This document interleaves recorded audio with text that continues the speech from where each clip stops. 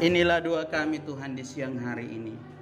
Kami rindu Tuhan, Kau memakai hidup kami seturut panggilan dan rencana-Mu, seturut kehendak-Mu bagi kami. Tuhan Yesus, kami telah menaikkan puji-pujian penyembahan kami.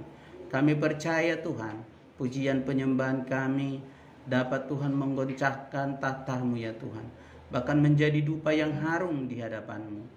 Bapa di surga, sebentar kami mau duduk diam, tenang mendengarkan firman-Mu.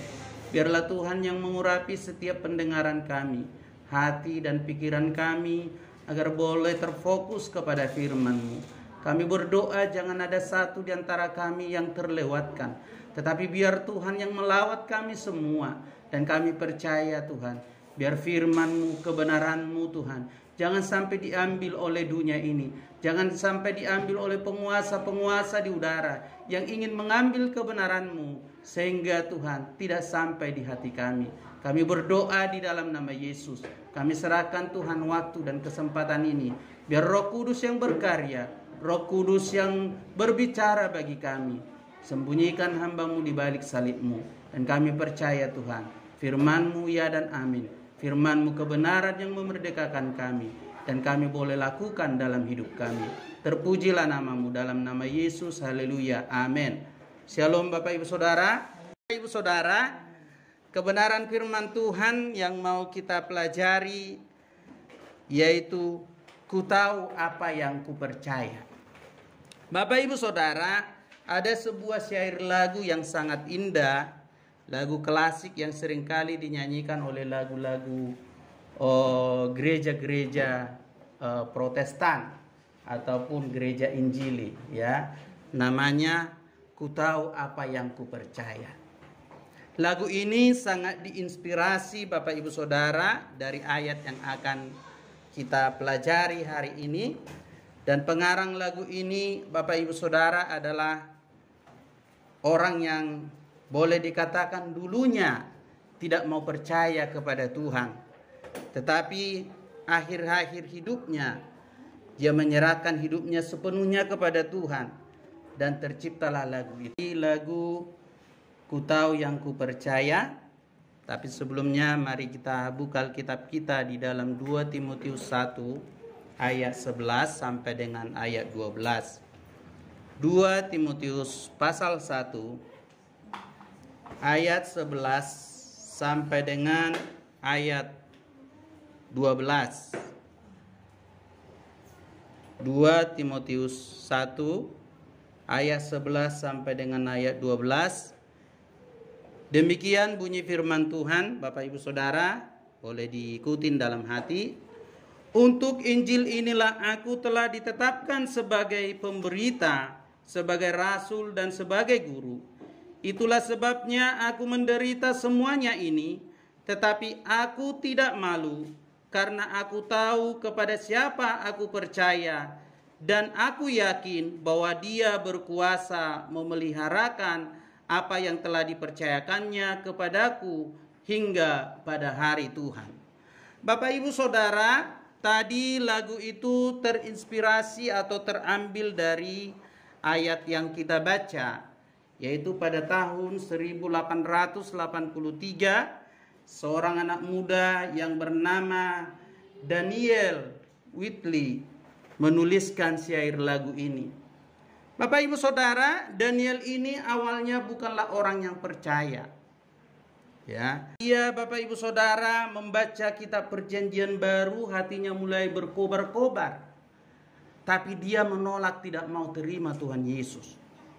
Pada suatu saat Bapak Ibu Saudara, teman-temannya yang dipenjara, ada seorang anak muda yang sudah sekarat. Lalu seorang suster berkata, "Hei anak muda atau Daniel, tolong, ada temanmu yang sekarat, tolong doakan." Bapak Ibu Saudara yang dikasih Tuhan, dia seorang anak muda, tadinya dia tidak mau percaya, walaupun hatinya berkobar-kobar. Tapi dia selalu katakan, aku tidak mau mengikut Tuhan. Tapi karena ajakan dari seorang suster tadi, dia bilang, suster itu mengatakan, aku tahu kamu orang Kristen, buktinya kamu membaca Alkitab. Lalu dengan memberanikan diri, dia ambil itu tangan anak muda yang sudah sekarat tadi. Lalu dia berdoa dengan patah-patah. Dia berdoa walaupun dia belum pernah menjadi orang Kristen, Bapak Ibu Saudara. Tapi dia pegang tangannya. Dia katakan, Tuhan Yesus, ampunilah dosaku. Dan ampunilah Tuhan anak muda ini. Terimalah anak muda ini menjadi hamba-Mu yang percaya kepadamu. Setelah dia berdoa, Bapak Ibu Saudara, si anak muda tadi meninggal dalam ketenangan. Itulah yang menginspirasi Bapak Ibu Saudara. Ayat yang kita bacakan tadi dikatakan, aku tahu kepada siapa aku percaya. Bapak Ibu Saudara, di dalam ayat ini sebagai orang Kristen harusnya kita harus tahu, harus mengenal siapa yang kita percaya. Tidak hanya sekedar Bapak Ibu Saudara keluar dari mulut, dari pikiran kita bahwa kita benar-benar tahu siapa yang kita percaya. Tetapi ayat ini lebih menekankan tentang pengalaman hidup. Paulus menekankan di dalam ayat ini, dikatakan kepada Timotius bahwa dia menekankan kamu harus tahu siapa yang kamu percaya. Sebagaimana saya tahu siapa yang aku percaya. Dan aku yakin yang aku percaya itu bisa membawa saya, menjaga saya sampai akhir hidup saya. Bapak Ibu Saudara, hari-hari ini perlu kita Bapak Ibu Saudara memegang erat ayat ini. Karena kita tahu gelombang persoalan masalah dunia yang semakin hari, yang semakin menggemparkan, yang seringkali ingin mengambil apa yang kita punya. Sebagai contoh Bapak Ibu Saudara, dalam ayat ini bisa kita analogikan, kita sedang dalam berjalan, yaitu melewati sekelompok gerombolan yang sangat-sangat kriminal. Dan kita sedang membawa harta-harta benda yang sangat berharga. Bagaimana supaya harta benda yang sangat berharga ini jangan sampai dirampok dan kita kehilangan. Tentu kita harus menyerahkan harta benda ini kepada tangan yang lebih berkuasa, yaitu Tuhan kita. Inilah yang digambarkan oleh Paulus kepada kita Bapak Ibu Saudara. Dikatakan aku tahu kepada siapa aku percaya. Dan ini menjadi slogan kita semua. Ini menjadi proklamir iman kita semua. Jangan sampai kita tidak tahu siapa yang kita percaya. Atau kita hanya tahu, oh Yesus lahir di kandang domba, Yesus mati di kayu salib. Tapi tidak ada pengalaman, tidak kita rasakan, kita tidak nikmati. Atau kita tidak mengalami sesungguhnya siapa kita yang, kepada siapa kita percaya. Sehingga Bapak Ibu Saudara, iman kita tidak lagi menjadi iman yang hampa atau yang kosong. Ya.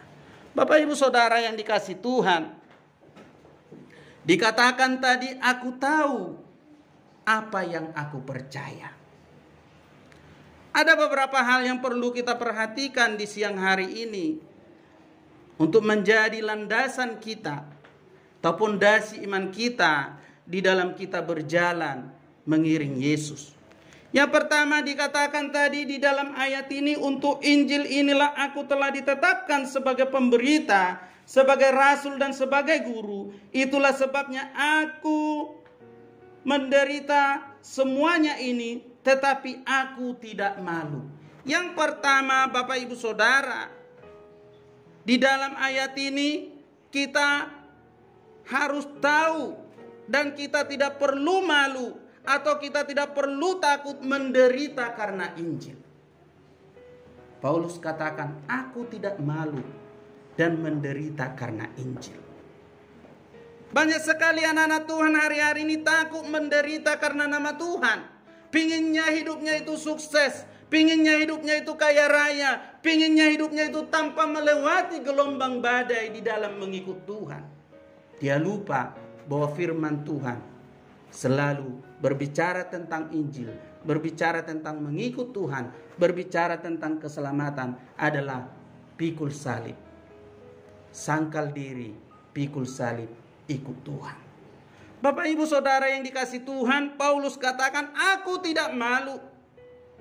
Sekalipun aku harus menderita karena Injil. Di dalam 2 Timotius 1 ayat 6 dikatakan, karena itulah kuperingatkan engkau untuk mengobarkan karunia Allah yang ada padamu oleh penumpangan tangan atasmu. Sebab Allah memberikan kepada kita bukan roh ketakutan, melainkan roh yang membangkitkan kekuatan, kasih dan ketertiban. Di dalam ayat 8 dikatakan, jadi janganlah malu bersaksi tentang Tuhan kita, dan janganlah malu karena aku seorang hukuman karena Dia, melainkan ikutlah menderita bagi Injilnya oleh kekuatannya. Panggilan orang percaya. Di dalam Filipi juga dikatakan, kepadamu dikaruniakan bukan hanya percaya, tetapi juga untuk menderita. Ketika kita Bapak Ibu Saudara berani berkata, aku mengikut Yesus, saya sebagai orang percaya, maka Bapak Ibu Saudara, di dalam kutipan itu, di dalam pengakuan kita itu, kita sedang mengiyakan bahwa kita juga ikut menderita oleh karena Injil. Kepercayaan atau beriman kepada Tuhan tidak bisa dilepaskan dengan penderitaan mengikut Tuhan. Dan hari-hari ini kadang-kadang sudah mulai Bapak Ibu Saudara hampir sirna tidak mau lagi diberitakan di dalam Injil. Di dalam gereja-gereja banyak hal yang tidak lagi mau menyajikan tentang penderitaan mengikut Tuhan. Kalau nanti kita beritakan, nanti akan sedikit orang yang datang, atau akan sedikit orang yang mau mengikut Tuhan. Tetapi Alkitab katakan, Paulus katakan, untuk itulah kamu dipanggil menderita untuk Injil dan oleh kekuatan Allah. Saudara dan saya dipanggil oleh Tuhan, berarti kita siap untuk menderita karena Injil. Menderita karena Injil Bapak Ibu Saudara, termasuk juga ketika saudara menyangkal diri mengikut Tuhan, itu adalah penderitaan. Ketika saudara menyangkal diri, memikul salib, tidak mengikuti arus yang dikatakan oleh dunia ini, kita belajar menahan diri, kita belajar untuk Bapak Ibu Saudara mengikuti apa yang dikatakan firman Tuhan, itu merupakan penderitaan Bapak Ibu Saudara. Dan ketika Bapak Ibu Saudara belajar di dalam mencari nafkah, tidak mau keluar dari kebenaran firman Tuhan, tidak mau mencari kekayaan keluar dari apa yang dikatakan firman Tuhan, itu adalah merupakan penderitaan. Mungkin Bapak Ibu Saudara melihat di luar sana yang hidupnya luar biasa dalam kekayaan.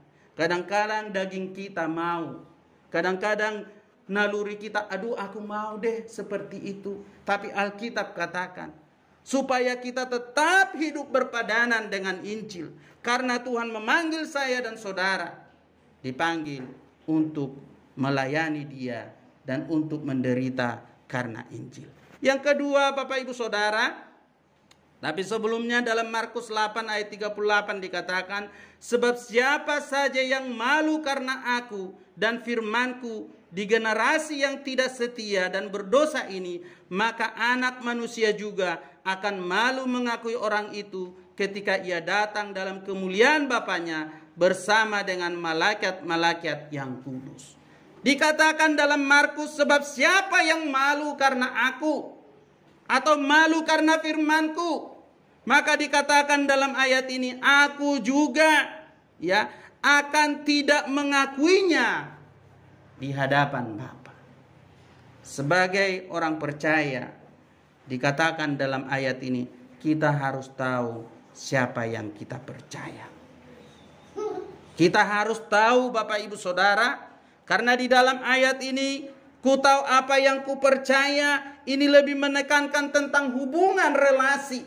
Bukan pengetahuan yang penolit, pengetahuan dalam otak Bapak Ibu Saudara.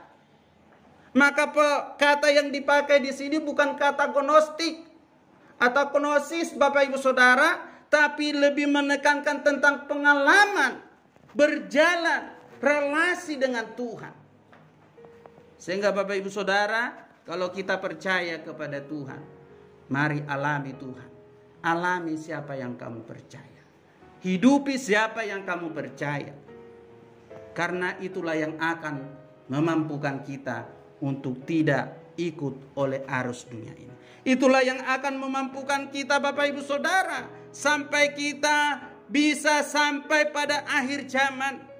Di dalam ayat ini tadi dikatakan, dan aku percaya bahwa Dia sanggup memelihara aku sampai kesudahan zaman. Bapak Ibu Saudara yang berbahagia siang hari ini, sudahkah kita mengenal siapa yang kita percaya? Apakah pengenalan kita hanya sekedar pengenalan yang apa dikatakan orang? Sebagaimana ketika Bapak Ibu Saudara Ayub, sebelum dia mengalami penderitaan, dia mengenal Tuhan hanya oleh kata orang. Tetapi ketika dia masuk di dalam prosesnya Tuhan, dikatakan di dalam Alkitab bahwa Tuhanlah yang mengizinkan iblis untuk menghancurkan hidupnya, supaya dia benar-benar murni mengenal siapa Tuhan itu sesungguhnya. Lalu dia katakan setelah dia menang, kalau dulu aku mengenal Dia dari kata orang, tetapi sekarang aku mengenal Dia secara pribadi. Tuhan mau kita semua mengenal Dia secara pribadi, bukan kata orang, bukan kata pendeta, atau bukan karena kita membaca di kitab suci. Tapi sudahkah saya dan saudara sudah mengenal Dia, sudah mengalami Dia, sudah menghidupi Dia? Bahkan di dalam teks aslinya dikatakan melihat Dia. Kata mengenal itu dipakai kata melihat yang paling banyak. Sudahkah kita Bapak Ibu Saudara, atau sejauh mana pengenalanmu akan Tuhanmu? Berkembangkah atau jangan-jangan stuck? Atau jangan-jangan semakin merosot? Sudahkah anak-anak kita mengenal Dia secara pribadi? Karena Bapak Ibu Saudara, tidak ada yang dapat menjaga anak-anak kita tetap berjalan dalam kebenaran kalau bukan Dia yang mengenal pribadi Kristus. Kalau kita terbatas untuk mengawasinya. Tetapi karena Dia mengenal, Dia tahu, Dia alami Yesus itu yang Dia percaya, itulah yang akan menuntun hatinya untuk tetap takut akan Tuhan, untuk tetap menjaga langkahnya agar tidak menyimpang ke kanan dan ke kiri. Karena kita tahu Bapak Ibu Saudara, Alkitab katakan bahwa iblis itu mengaung-ngaung bagaikan singa yang siap menerkam mangsanya. Siapapun tidak peduli Bapak Ibu Saudara, tetapi ketika kita tidak mengenal pribadinya, tidak mengalaminya Bapak Ibu Saudara, maka kita menjadi mainan dunia ini dan sekaligus mainan daripada penguasa-penguasa kegelapan. Yang kedua Bapak Ibu Saudara, dikatakan yang kedua di dalam ayat yang sama, itulah sebabnya aku menderita semuanya ini, tetapi aku tidak malu karena aku tahu kepada siapa aku percaya. Dan aku yakin bahwa Dia berkuasa memeliharakan apa yang telah dipercayakannya kepadaku hingga pada hari Tuhan. Yang kedua, Bapak Ibu Saudara, ada pengenalan yang akrab dengan Dia. Yang pertama tadi, kita tidak perlu malu, takut menderita karena Injil. Dan yang kedua Bapak Ibu Saudara, kita harus mau, kita harus ada pengenalan yang akrab dengan Dia. Di dalam Mazmur 10 Bapak Ibu Saudara dikatakan, orang yang mengenal namamu percaya kepadamu, sebab tidak kau tinggalkan orang yang mencari engkau ya Tuhan. Bapak Ibu Saudara, perhatikan dikatakan, aku tahu kepada siapa aku percaya. Ini menggambarkan hubungan pribadi, bukan keadaan. Sekali lagi ya, di dalam ayat ini dikatakan, aku tahu kepada siapa aku percaya. Ini menggambarkan hubungan pribadi, bukan keadaanmu sebagai orang Kristen. Bukan keadaanmu karena engkau lahir sebagai orang Kristen. Tapi dikatakan berhubungan dengan pribadi. Kalau keadaan kita menjadi orang Kristen Bapak Ibu Saudara, tidak menjamin apakah kita sudah akrab dengan Dia. Apakah kita sudah mengenal Dia secara pribadi? Tapi di dalam ayat ini menekankan Bapak Ibu Saudara bahwa saya dan saudara harus mengenal Dia secara pribadi, harus akrab dengan Dia Bapak Ibu Saudara. Secara harfiah ini menggambarkan hubungan pribadi yang terus-menerus berjalan. Terus-menerus kita percaya kepada Dia. Terus-menerus Bapak Ibu Saudara akrab dengan Dia. Bagaimana orang yang akrab? Berarti ada komunikasi. Bagaimana orang yang akrab Bapak Ibu Saudara? Berarti ada komunikasi timbal balik antara A dan B setiap harinya. Ada sapaan, ada syukur, ada pujian, ada rasa hormat, dan lain sebagainya. Itu adalah tanda orang yang mengenal Dia. Sejauh mana Bapak Ibu Saudara hari-hari ini? Masihkah kita tetap akrab dengan Dia? Atau jangan-jangan sudah mulai hubungan kita agak renggang? Tapi hari ini firman Tuhan mengingatkan saya dan saudara, semakin hari kita akrab kepada Dia yang kita percaya. Amin. Semakin hari jalin komunikasimu kepada Dia yang kita percaya. Dia satu-satunya yang dapat diandalkan. Tidak ada yang dapat kita andalkan Bapak Ibu Saudara. Kita punya segalanya pun akan sirna dan akan lenyap. Tetapi keyakinanmu, kepercayaanmu, itulah yang membawamu kepada hidup yang kekal. Harta segala macam pengetahuan akan terbatas. Bahkan Alkitab katakan Bapak Ibu Saudara, ada sebuah lagu Pentakosta yang sangat tradisional. Berkata begini, nahinan adong dope huboto, ya. Orang-orang yang pintar. Dulu aku kenal orang-orang yang hebat, tapi sekarang sudah kemana? Itu bahasa Indonesianya. Bapak Ibu Saudara yang dikasih Tuhan, Matthew Henry berkata bahwa orang yang percaya kepada Kristus tahu siapa yang mereka percaya. Rasul Paulus berbicara dengan nada kemenangan. Jadi ketika di dalam ayat ini Matthew Henry menggambarkan, menyimbolkan bahwa ketika Paulus berkata, aku tahu kepada siapa yang aku percaya, dia menggambarkan kemenangan. Bahwa kita telah menang atas segala hal. Menggambarkan kemenangan dan sorak-sorai yang kudus. Ia seperti mengatakan, aku berdiri atas dasar yang teguh. Aku tahu aku telah menaruh kepercayaan besar ke dalam tangan Dia yang paling dapat dipercaya. Bapak Ibu Saudara yang dikasih Tuhan, dikatakan tadi, adakah pengenalan saya dan saudara akrab dengan Dia? Adakah pengenalan kita secara pribadi akrab dengan Dia? Kalau tidak Bapak Ibu Saudara, maka kita akan menjadi bulan-bulanan daripada dunia ini. Bulan-bulanan daripada zaman. Sebentar-sebentar kita mau sungguh-sungguh kepada Tuhan. Tetapi sebentar lagi kita mulai oleng. Ya, lihat kiri kanan, kita oleng. Lihat omongan sana, kita oleng. Lihat berita sana, kita oleng. Tapi kalau kita mengenal pribadi Dia, yang kita percaya Bapak Ibu Saudara, seperti yang Paulus katakan, Dia mampu, Dia sanggup, Allah menjaga, dan Allah sanggup untuk memelihara iman yang Dia miliki. Dan yang ketiga Bapak Ibu Saudara, dikatakan di dalam ayat ini, dan aku yakin, ya, bahwa Dia berkuasa memelihara apa yang telah dipercayakannya kepadaku hingga pada hari Tuhan. Yang ketiga Bapak Ibu Saudara, bahwa kita yakin bahwa Tuhan yang kita percaya adalah Tuhan yang berkuasa, yang sanggup memelihara apa yang dipercayakannya kepada kita. Amin. Bapak Ibu Saudara harus yakin bahwa Tuhan yang kita percaya adalah Tuhan yang Maha Kuasa, yang sanggup memelihara hidupmu, sanggup memelihara keluargamu, sanggup memelihara anak-anakmu, sanggup memberikan masa depanmu, dan sanggup membawamu kepada hidup yang kekal.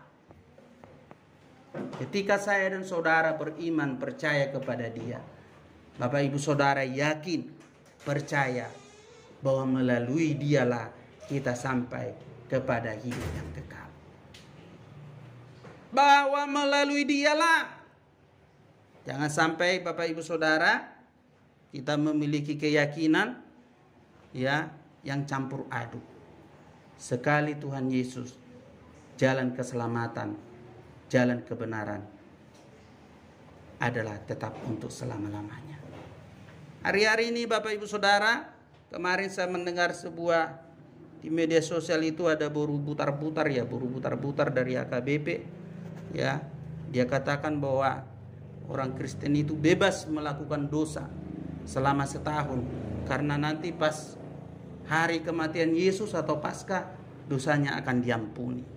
Ini adalah pemahaman yang salah di dalam mengiring Tuhan. Ini adalah tanda yang tidak mengenal pribadi atau siapa yang dia percaya.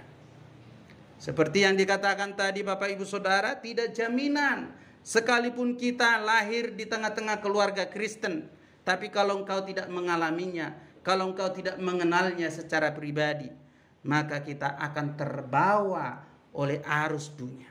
Karena di luar sana semakin kuat orang-orang yang akan menertawakan imanmu, akan menertawakan kepercayaanmu, akan menertawakan kitab sucimu, bahkan akan mengajukan pertanyaan-pertanyaan yang tidak mungkin kamu bisa jawab.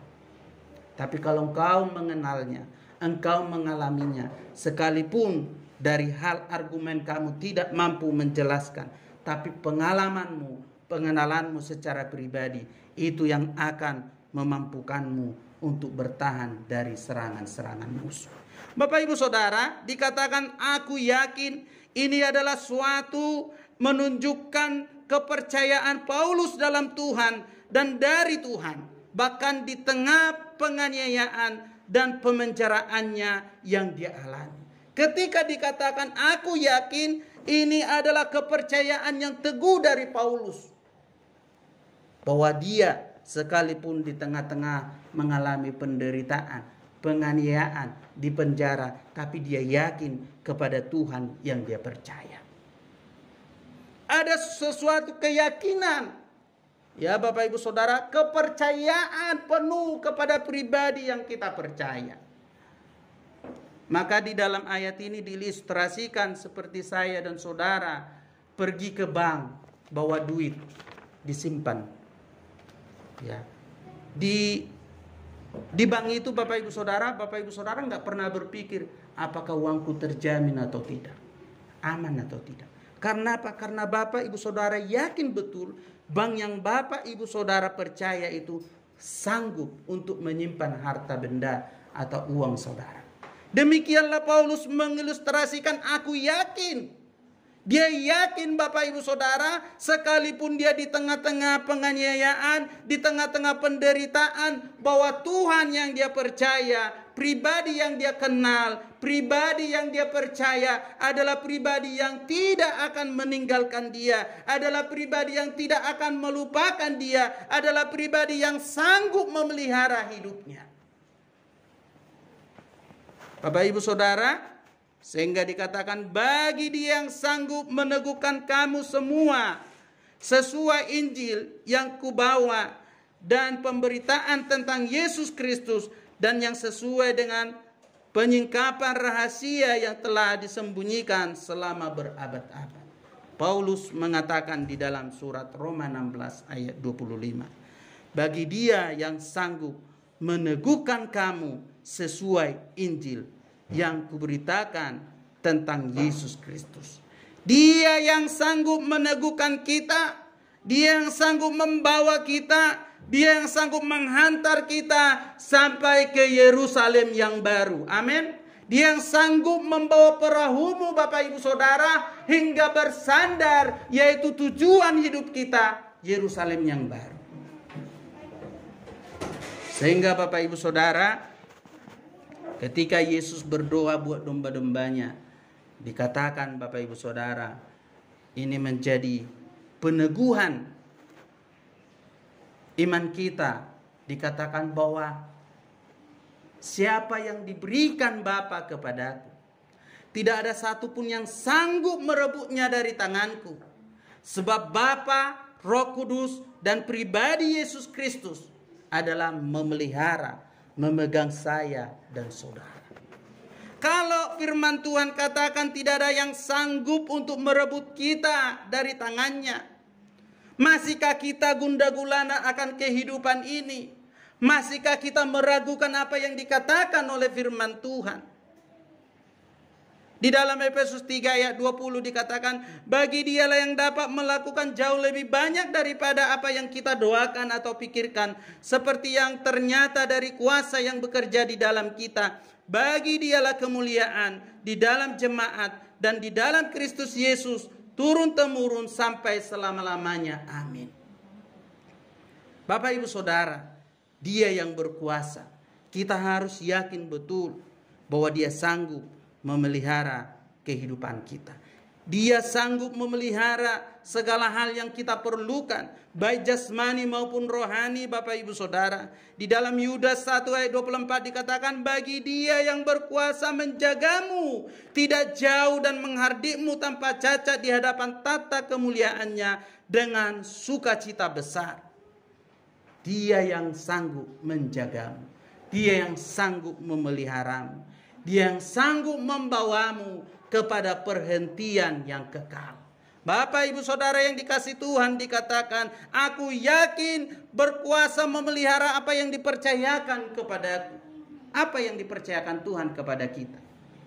Bapak Ibu Saudara, ada beberapa hal penafsir yang mengatakan bahwa yang dipercayakan itu, yang pertama, kalau kita lihat di dalam 1 Petrus 3 ayat 5, bahwa apa yang telah dipercayakannya kepadaku adalah bahwa Allah melindungi pengakuan orang percaya.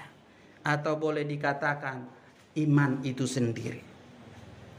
Bahwa yang dipercayakan itu adalah iman. Tuhan sanggup memelihara imanmu. Ingat peristiwa ketika Petrus menyangkal Yesus. Yesus katakan apa? Aku berdoa kepadamu Petrus, agar jangan sampai imanmu gugur. Yang membuat saya dan saudara sampai kepada tujuan akhir nanti, karena ada jaminan dari Tuhan, iman yang Dia berikan kepada saya, Dia jaga. Sehingga kita sampai kepada tujuan akhir. Bagi Dialah yang berkuasa menjagamu, tidak jatuh dan menghardikmu tanpa cacat di hadapan tahtanya. Dia sanggup menjaga hidupmu. Dia sanggup menjaga imanmu. Itu yang pertama yang dipercayakan kepada kita adalah iman. Bapak Ibu Saudara, kita beriman kepada Tuhan bukan karena kita mau beriman kepada Dia. Kita beriman kepada Tuhan, kepada Yesus Kristus, bukan karena Bapak Ibu Saudara membaca Alkitab. Karena di luar sana banyak yang membaca Alkitab. Banyak yang mempelajari kitab suci. Bahkan akar katanya, bahasa aslinya, sejarahnya, semuanya dipelajari. Tapi mereka tidak memiliki iman kepada Kristus Yesus. Oleh karena itu berbahagialah saya dan saudara apabila kita dipanggil kepada persekutuan anaknya, kita beriman kepada Dia.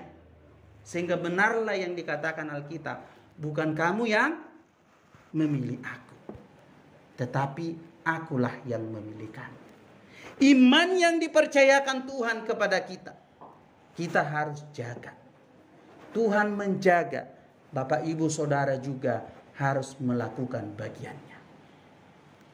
Iman yang dipercayakan Tuhan kepada kita, bagian kita adalah selalu menjalin hubungan dengan Dia, selalu berfellowship dengan Dia. Sehingga iman itu yang Tuhan percayakan kepada saya dan saudara membawa kita sampai akhir hidup kita.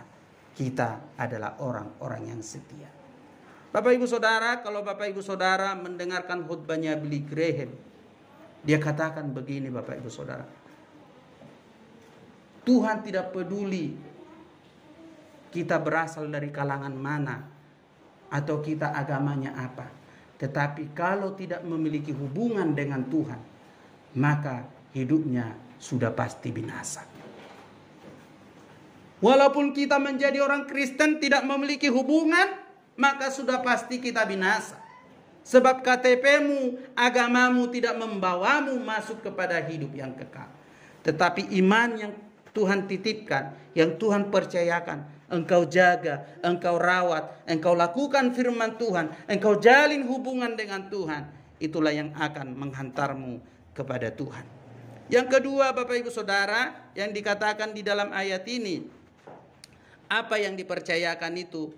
Yang kedua, bahwa Matthew Henry berkata, apa yang harus kita percayakan kepada Kristus, yaitu keselamatan jiwa kita dan terpelihara jiwa sampai kerajaan surga. Dan apa yang kita percayakan sedemikian yakin kepadanya akan Dia pelihara.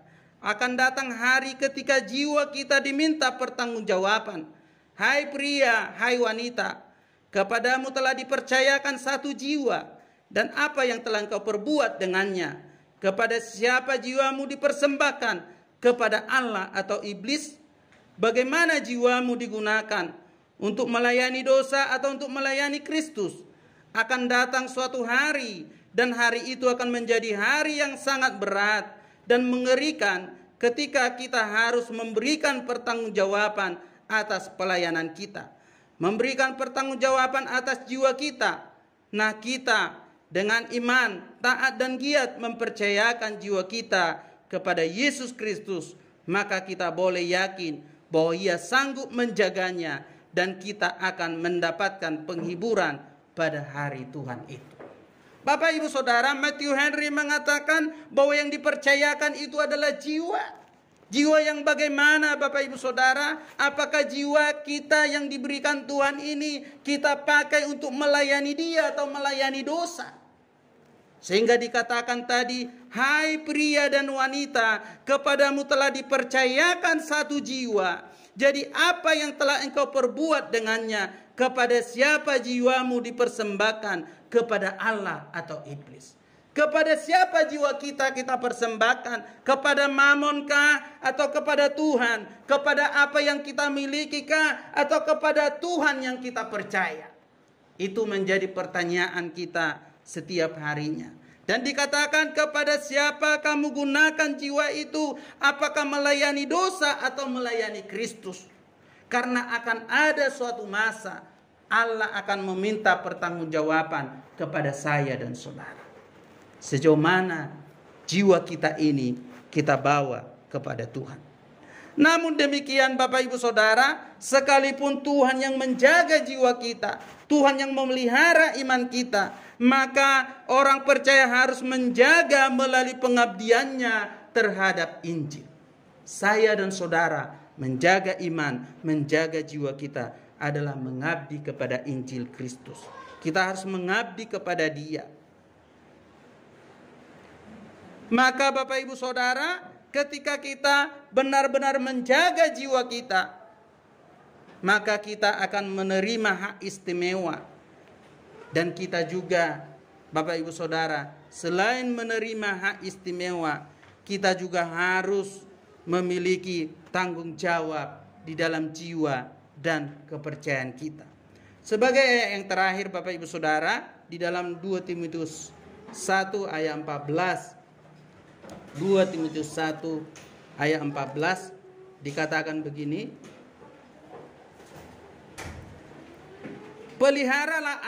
peliharalah harta yang indah yang telah dipercayakannya kepada kita oleh Roh Kudus yang diam di dalam kita. Demikianlah renungan kita Bapak Ibu Saudara di siang hari ini.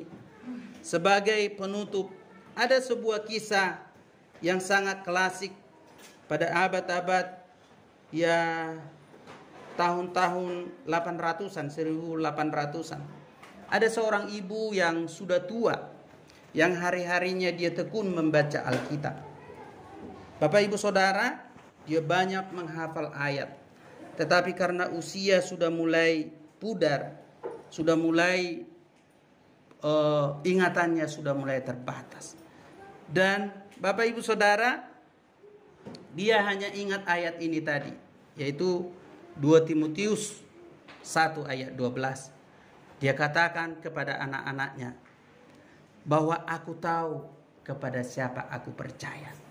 Ketika dia hampir-hampir lewat Bapak Ibu Saudara, Ya, dia katakan lagi firman Tuhan, aku tahu. Dan hanya itu yang dia ingat. Dan di penghujung hidupnya, anaknya mendengar bibirnya berkomak kamit. Anaknya menganggap jangan-jangan ibu ini menyampaikan pesan atau tentang warisan. Lalu anaknya menedengkan telinganya ke bibir ibu itu. Dia hanya bisa mengingat ayat kitab suci tadi, aku percaya kepada dia. Dan itulah akhir kehidupannya Bapak Ibu Saudara. Artinya Bapak Ibu Saudara yang dikasih Tuhan, iman kepercayaan kita kepada dia, kalau kita sungguh-sungguh, sekalipun Bapak Ibu Saudara, usia ataupun keterbatasan kita, tapi iman kita itu tidak akan gugur, dan itu akan membawa saya dan saudara sampai kepada perhentian yang kekal. Demikianlah renungan kita di siang hari ini. Kita bersyukur kepada